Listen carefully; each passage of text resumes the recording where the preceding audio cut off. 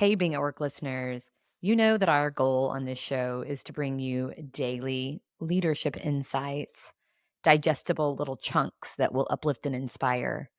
And I appreciate voices of leaders that are so important in my life on this show. And so I have asked my colleague, Amanda Areces, our VP of Client Experience at HRD, to take over every Tuesday in April because I've seen Amanda navigating some pretty significant leadership challenges over the last bit of time.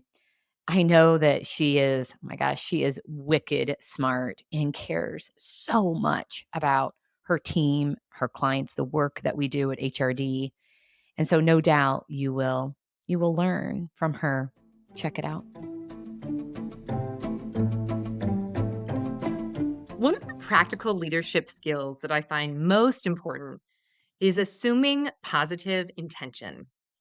I was struck last week by this lesson while I was engaged in a little tiff with my husband, Ian. We were headed to my daughter's dance recital and trying to manage and balance multiple kid activities at once.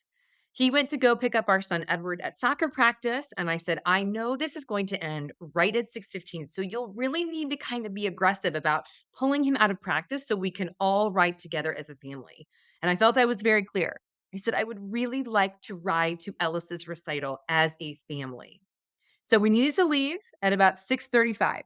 A few minutes before that, I start walking my daughters to the car and I don't see Ian anywhere. And so I start to get immediately annoyed.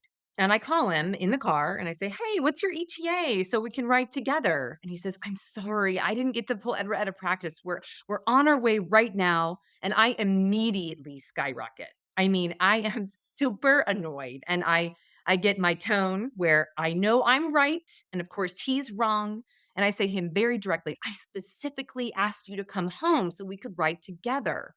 I'm disappointed or I'm hurt." And honestly, I forget what else I said. And frankly, I hope that he does too.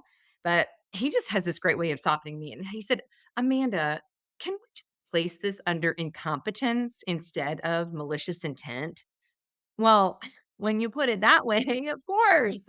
I see his side, I see his perspective. And then I, of course, get less annoyed. And I think, oh my gosh, he is managing all the things just as I am managing all the things. And he is trying his best. And so am I. It reminds me to the way that we at HRD kick off most every one of our development processes. We talk about mindset and the choice to connect or ask questions, look to collaborate and explore. It's what's called a growth mindset. Instead of the "I'm right, you're wrong, someone's at fault, I feel threatened" way of thinking when we're in a fixed mindset. One of my favorite lines of this from this video that the narrator says is, "We are hardwired to go below the line."